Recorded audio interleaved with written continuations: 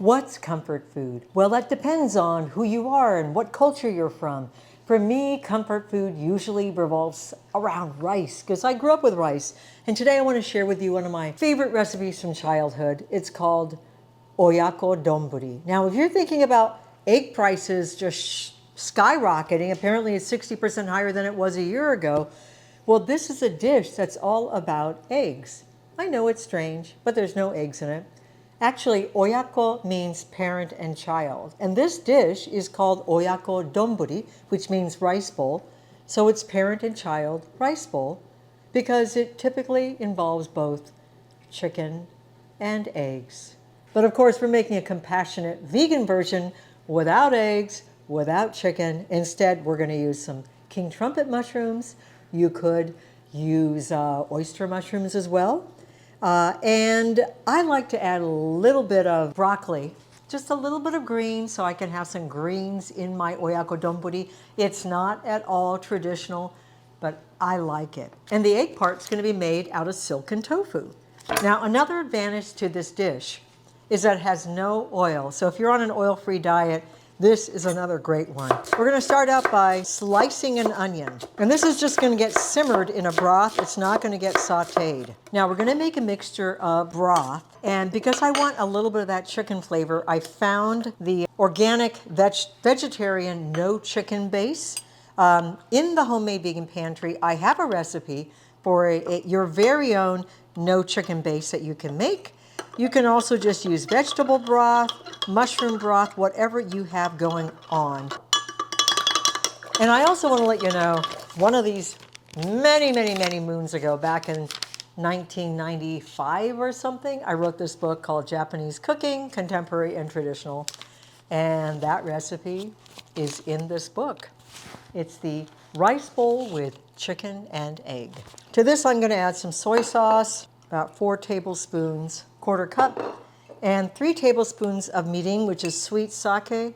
I don't think I have that much, but I'm adding what I have. It's probably about 2 tablespoons. And I have about a tablespoon of sugar. You can add maple syrup, agave, whatever. You just want a little bit of sweetness.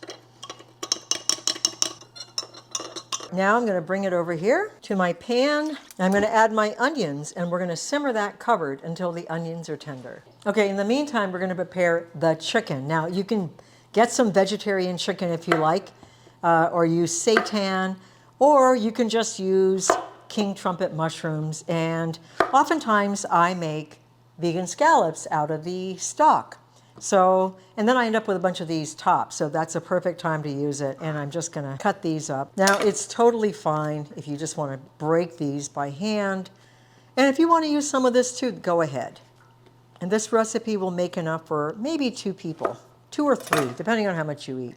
Okay, I think I have enough so-called chicken pieces. I'm going to get my broccoli prepped up. This adds a little bit of color, completely untraditional. My mother would roll over in her grave. She knew that I was adding broccoli to my vegan Oyako Donburi. But hey, my mother was always telling me what I shouldn't do. Oh, Miyoko, that's so terrible, she would say. You can't do that. But anyway, that's my mom, okay? I love her. All right, these are beginning to simmer. They need about 5 minutes until they're super tender. And as soon as it comes to a boil, I'm going to add the mushrooms too, so they also cook in this vegan chicken broth and absorb some of that flavor. They won't be exactly like chicken, but they'll be meaty and delicious. We'll get the lid on. So while my onions and king trumpet mushrooms are simmering away, we're going to make the egg. And that is made out of tofu and cornstarch. So I've got here silken tofu. You can use regular tofu, but it will not puree as nicely. It won't be as delicate of an egg. So I highly advise you get some silken tofu. We want about 8 ounces of that. So that's a little more than half this package. And silken tofu is so soft, it will puree by itself. I'm going to add about 5 tablespoons of cornstarch. That's going to help it solidify.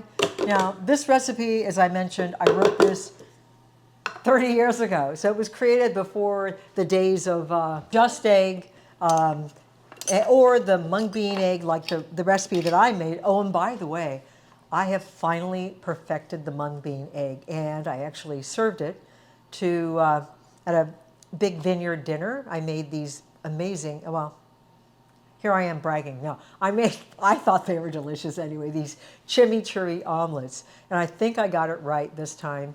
I will make an episode of it later on, but it is made out of 2 ingredients that both are packed in protein. It's mung bean, dal, and one other thing. Mung dal and one other secret ingredient that I'm going to be sharing with you. So it's not a gum, it's not a starch, but it's another protein that just coagulates beautifully and creates the perfect texture for eggs, whether it's scrambled or in an omelet. Okay, so I'm going to add a little bit of turmeric. You don't need to. Turmeric, I don't know, whatever the right pronunciation is.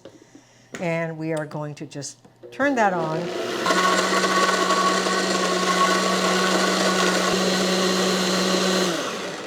Okay, as you can see, it purees very, very nicely without the addition of any kind of liquid because silken tofu is so high in liquid itself. I'm just checking up on this to see how these are doing. Just take a little onion. I want my onion to be incredibly soft. Now I'm going to add the broccoli, and we'll let that simmer for a minute before we add the egg. Okay, I don't want to overcook the broccoli, so at this point, I'm going to add my egg.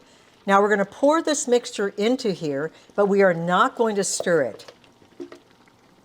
I'm just going to spread it around a little bit like this, get every last bit of it out, and this tofu egg is going to solidify. And we want to make sure that the tofu is covered by the broth. So we're going to be kind of basting the top of the tofu. We are now going to cover the pan again. Just going to make sure that all of the tofu is covered with the broth. And we're going to let it cook for 5 minutes or so until it's completely solidified. Let's take a peek. Oh, look at that. It looks like it's egg and it is beginning to solidify. You can see that, right? So it's almost done. Just another minute or so and then we'll be ready to eat. All right. Oh, that looks delicious. Oh, it's fully cooked. The egg is fully cooked. Okay, I think I'm going to turn the heat off. And I've got Japanese rice here cooking in my onabe, my ceramic pot. I'm going to fluff up my Japanese rice. And this is haiga rice, the rice that has the germs still intact, so it's got more nutrients, protein, all of that good stuff. So I've got my rice in my bowl, and now I am ready to serve this. So what happens is you get the egg, you get a little bit of the broth that dribbles down onto your rice, and it's absolutely delicious.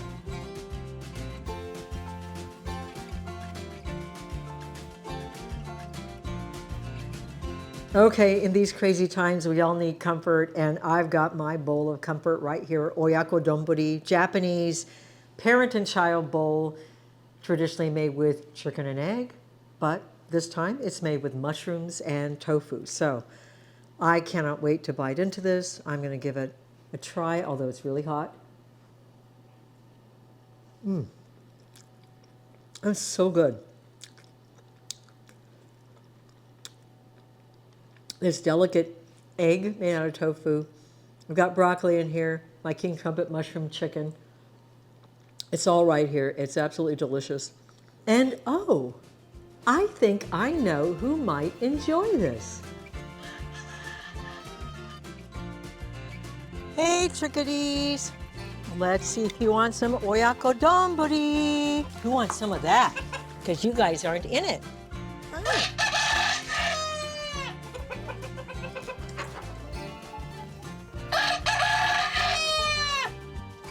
You notice how the roosters let the hens have the food first? The Butters is hanging back, letting the hens have it. Like, hey girls, you eat first.